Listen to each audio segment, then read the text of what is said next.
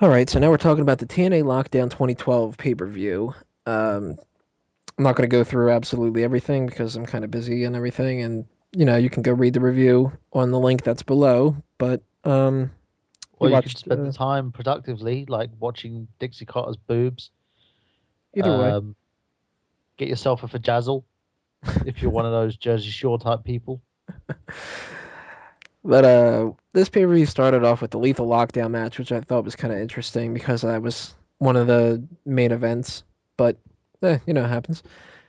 Not actually a bad idea to put that on first. It kind of gets people pumped up and it doesn't get bogged down at the end of the pay-per-view. But Team Garett against Team Eric, and they did the whole back and forth. Next person comes out, that team starts winning. Person after that comes out, that team starts winning. Everything going on like that. Ended with Eric Bischoff coming out, which I commend them for because Bischoff is not somebody who could be in the ring the whole time. So that makes perfect sense. And it ended totally with Garett smashing Bischoff with the guitar in the head and getting the pin for his team. I uh, I didn't really think too much bad about this. I mean, they had some good spots. They had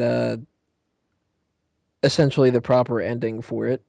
Made more sense for Garrett to get the win than Eric. So as far as I'm concerned, it's all right. What do you think? Yeah, well, my issue is that Garrett's too green, but they're still going to keep continuing with the whole angle. Um, what I would say is the less of Eric Bischoff, the better for now, because I don't like Eric Bischoff and I think he's a cock. But It's a shame that Aries was a part of this match instead of somebody else, though, because he didn't get a chance to do really anything. But yeah, you Austin know, Aries is one of those guys. He would have been better if he was the opening match, competing, having his X Division Championship on the line. But what can you do? Really, it's TNA. and then we had the tag team championship. Samoa Joe and Magnus retained against the Motor City Machine Guns. Not as good as a normal Motor City Machine Guns match is, but I kind of expected that considering it was Joe and Magnus that they were facing. It's different when you have them against somebody who can fly around the ring and everything like that. But the crowd was so dead for this that it was amazing. I mean, they literally went from being into the Lethal Lockdown match to almost uh almost like a complete 180 and not giving a shit about this at all. I'll give credit where credit's due. They didn't even give it a chance at first. Before anything had happened, they were dead. And I'm perfectly fine with people ripping on TNA and WWE when they do things bad, but you gotta at least give them a shot. You know what I mean? I It's agree. a little bad that the fans really didn't help with it, but it wasn't really that great of a match anyway. So you know, Well, because you got a makeshift tag team together, haven't you, defending these titles?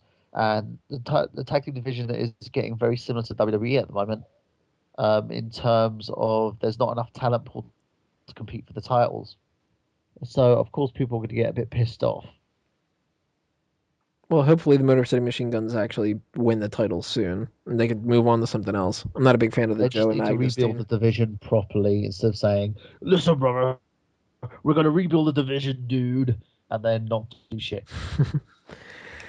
Well, that leads us to the television championship. Devon defeated Robbie E. Uh, Pointless, filler, bland, still dead crowd. Can't blame him for this one though. That's how it goes. What do you think? Didn't give a shit about it. Yep. That was my piss break. Yeah, if I would have needed to, I would have taken that. Yeah, But Devon, I I really respect Devon. I'm glad he's got a championship, but the TV title's not really that relevant. So not fuck it. not even after they're gonna do the whole defending it every week thing. It's still not gonna be really that relevant. It's just a No, little sideshow.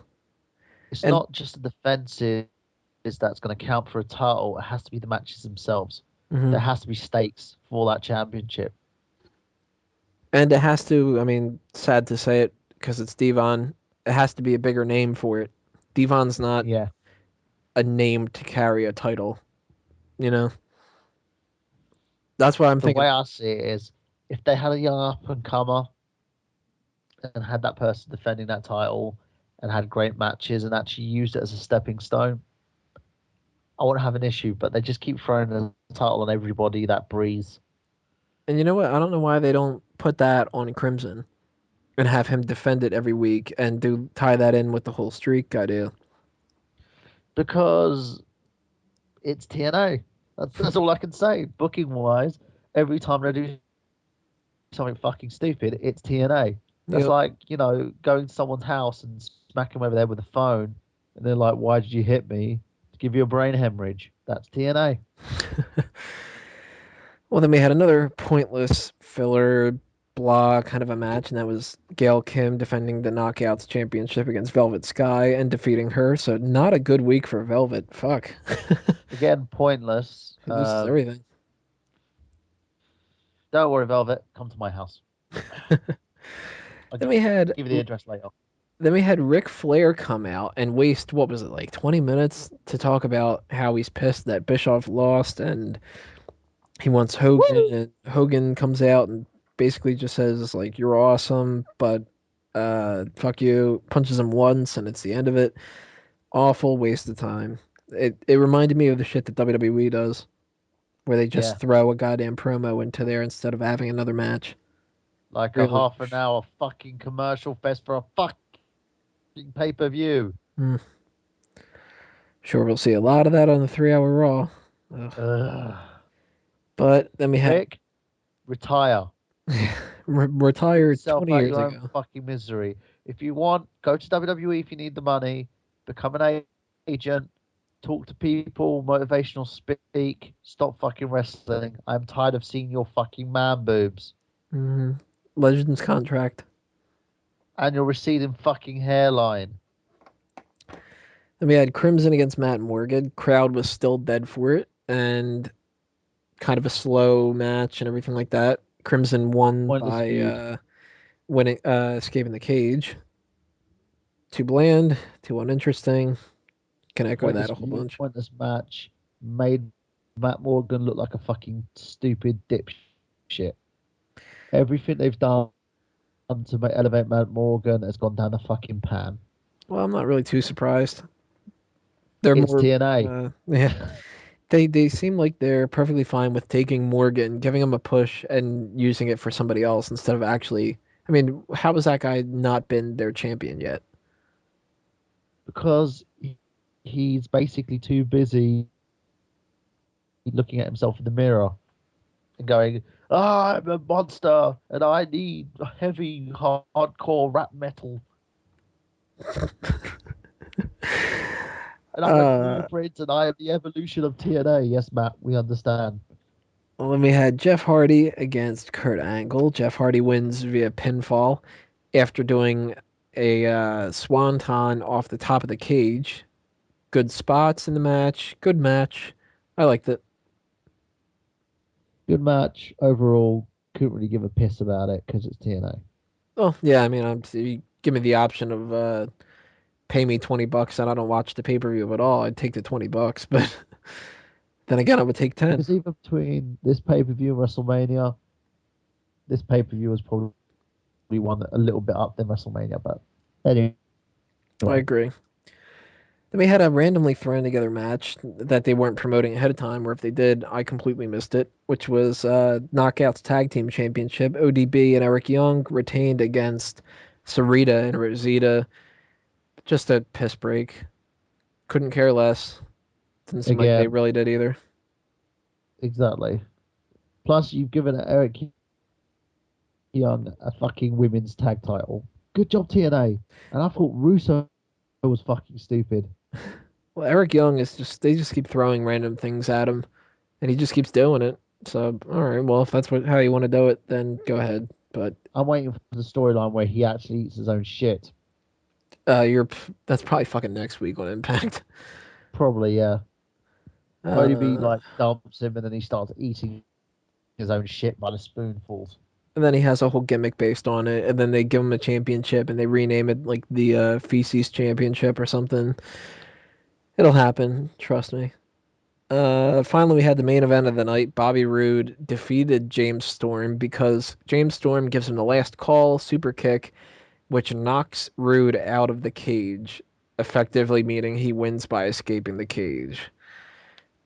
Uh, the end of the match, other than that, was pretty good, but I was hoping that this whole match would have been a lot better. And I think that it got ruined so much from the beginning of the match where they had them brawl on the outside and it was basically just a beat down of James Storm until he fights back and all that. And we didn't really need to see that. Roode was the one going into it as the champion already. So, Again, you know, they just haven't built these two up properly as the world champions and number one contender that they should have done. Pretty simple. They should have built both of the guys up properly. They haven't done it, and everything Roode tries to do to make himself look like a dominant heel, he just ends up fucking up because he's literally even done anything apart from pulled his trousers down and showed people his knob. You know, just started wiping it on kids' faces or something like that. That would get people to treat him as a heel. Because at the moment he just does nothing.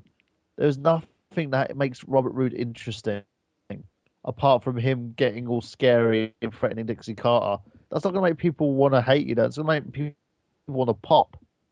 hmm. He's going to beat that bitch, Robert. So, as far as I'm concerned, they have done nothing to sort of give the championship credibility. You know, I understand why they did it because James Storm's injured again. So, What's he injured with? got to see what happens, really. I didn't hear about that. What's wrong with him? I don't know. Apparently, he's stepping away from the ring to deal with some nagging injuries. So that must have been why they didn't give him a championship. But now, what was it? RV Dave's going to challenge next. Yeah, Uh, we know how that one's gonna go. I've never been a fan of Spot RV fest, Dave. spot fest, spot fest, spot fest. I need to smoke marijuana. Spot fest, spot fest, spot fest. And then Bobby Roode wins. There you go. So what are they? What do you think they're building up to? Jeff Hardy taking the title? Who do you think's the one Probably. that's they're going to have beat Roode? Jeff will end up holding that title eventually. Oh, for I sure. want But him to. I think he doesn't deserve to hold any belt ever, but that's TNA. maybe they'll have Eric Young win it and combine it with the Feces Championship, Yeah, and then everybody could just say this is a real shit company. they'll Uh, call it the 10 points for the that pun. Divas TNA Championship scenario. Guest starring Michael Bullham. So that's it for this week. Very short episode. I wish that there was more to talk about. There's really nothing. Hopefully next week there's going to be more. Next week, Actually, what is it? They're going to be the predictions for Extreme Rules and stuff at the very least. So correct. look forward But to that. also, last minute shout out: Tony Mango's going to be hosting next. Well, not this week coming, but the week after As soon as the we newest can. episode of Rewriting the Book. So stay tuned for that, guys. It's on youtube.com/the Nerd Genius. NERDGENIOUS. If you want to look back at episode one, that's online at the moment. That's me rebooking Survivor Series 2011. Tony will be rebooking the Core versus Nexus feud, so stay tuned for that. And that's pretty much it for what we're doing at the moment. Yep. So we will see you next week with episode 26. Thank you to everybody who's supported this for the past 25 episodes. I wish I had a better episode to bring you for a milestone one. Can I do the this is a smart out moment and we're counting out? No. I'm going to repeat it even though you just said I it right hate you, there. Tony. This has been another Smark Out moment, and we're being counted out. See you next time.